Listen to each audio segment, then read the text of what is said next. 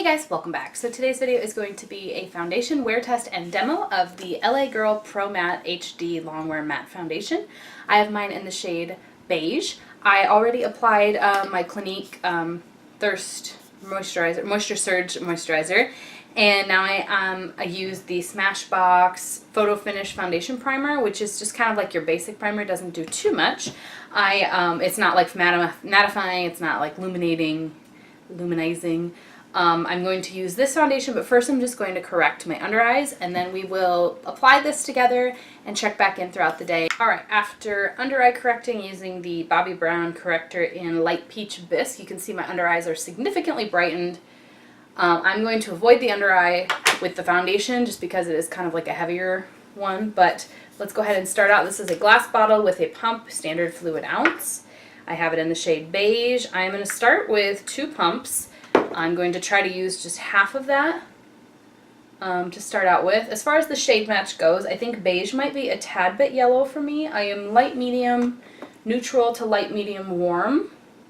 This is a Jessup rounded kabuki brush. I prefer brushes over sponges, but I definitely am not afraid to use a beauty blender if, you know, the foundation applies like not well with a sponge or with a brush. But this is just half of what I pumped out. I still have quite a bit of product, so a little bit goes a long way. I'm just buffing it in circles around the face, and I do find that this one sets pretty quickly. Like, I don't put the dots of foundation all over my face first. I just blend half first and then go in and do the rest in a separate batch, so to speak. Okay, so as you can see, pretty good coverage. Blends in rather fast, rather easily, and I think that the color match is decent. Might even be a little bit light for my chest, but I think it looks really good. So I'm going to do the other half. So that is the 2 pumps spread all over my face. I'm just taking whatever is left on the brush and kind of blending low.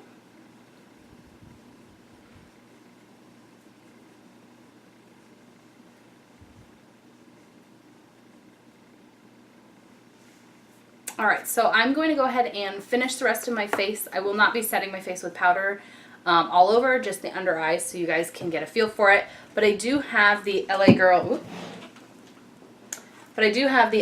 Pro Face HD Press Powder that like kind of from the same line, and I have that in Creamy Natural, but I'm going to save that for another day because I don't want to impact the wear on this.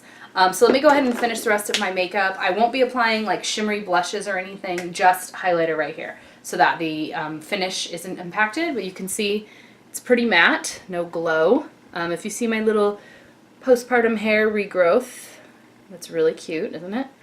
I'll try to tuck those back. I should have put my hair back for this, but I'm going to go ahead and apply the rest of my face. I just finished the rest of my makeup.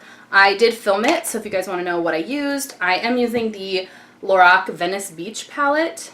Really gorgeous bronzy shades. They're all shimmery though, so you may not like that, but I think this is a gorgeous like summertime look with the bronze and the peach and the purple. I think it's really pretty. The Makeup Revolution Bronze Shimmer Highlight, but the bronzer I use is not shimmery, and the blush I used is Tarte's Amazonian Clay Blushing Bride blush, which is pretty much matte. It might have like a little bit of satin, but definitely no shimmer. And on my highlighter, it's the NYX Illuminator in Magnetic, which is shimmery and does have a little bit of glitter. So if you see a sheen right there, that is what that is. I did not set the rest of my face. I used the LA Girl HD Pro Face Matte Press Powder only under my eyes. And as far as setting spray goes, I just used like 3 spritzes of the Urban Decay All Nighter setting spray. I want to disclose all of that so that if you see oil on my skin, you know it's not highlighter. If you think that I am very matte, I'm not using powder today. I'm not touching up with powder, so this is how the foundation is actually wearing.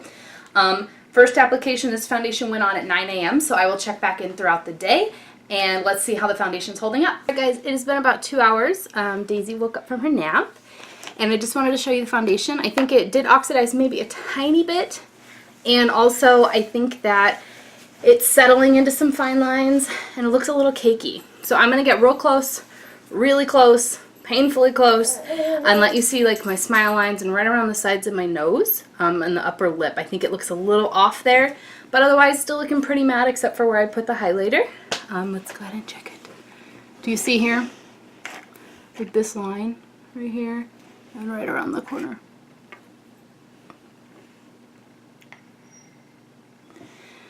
So that's it for now at 2 hours. We'll keep checking back. All right, guys, it's been about 7 hours. I would say I am a little bit seeing things through the foundation at this point, and I am getting a little bit glowy right around my nose area.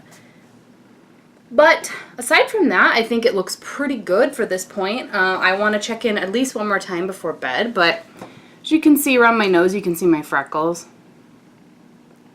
And my nose is like starting to show through, break down a little bit. But that's it for now. I'm gonna go ahead and check back in a little. Alright guys, I'm at the 10.5, 11 hour mark, and I think it looks pretty good except I'm getting shiny. I've done no blotting and no touching up. I mean, the foundation didn't break down awfully, like it is disappearing, but you can still see my bronzer a little bit, you can still see my blush, you can still see my highlight, so it held on to that stuff, and as it did disappear, it didn't do so ungracefully. Does that make sense? So the chin, though, you can totally see through it.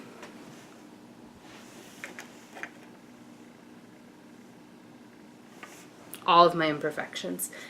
So, I think that the nose was the first to go, chin soon after. Do look oily, I'm kind of normal. Just a tad bit of oil, maybe, if that, but I don't normally touch up or anything after a long day. Alright, so overall, I think this foundation is going to be great if you have, you know, normal skin, combo skin, even maybe slightly dry skin. If you hydrate, you know, put a moisturizing primer underneath. I think that the price is really good, the packaging is great. The shade selection is good if you have deeper skin or tan skin, but not that great if you have lighter skin because, as I mentioned, this is the third shade in the spectrum, so there's only 2 shades lighter than me, and I'm like a light medium, and I think this was like the right shade for me at this time. It oxidized perhaps like a half shade, not a big deal, don't, you know, keep that in mind when you're purchasing. I think the finish was good, matte, especially at first. Now it's more natural, kind of glowy, but that's just my natural oil showing through. I think I could have combated that by powdering or by putting on an illuminating primer if I wanted it more glowy. So I think that it's pretty cool that they came out with this one. There is another one kind of like this, the LA Girl HD foundation. It's like not the matte one, I think. And they have the powders too. So I kind of want to try that, and I know that their LA Girl concealers are really good. I have one right here. The LA Girl Pro Conceal is really good. I have mine in natural, so I'm really excited to see what else this brand has. Let me know down below if there's anything from this brand you think I need to try. I kind of want to do like a one brand tutorial, but it'll take me a while because I don't own the whole. I have foundation, concealer, powder, and a lip liner right now, but I kind of can see myself starting to pick up a little bit here and there from this brand as it goes on sale at Ulta. Let me know down below your thoughts of this foundation and if there are other foundations you want to see me try. Thanks for watching. Bye.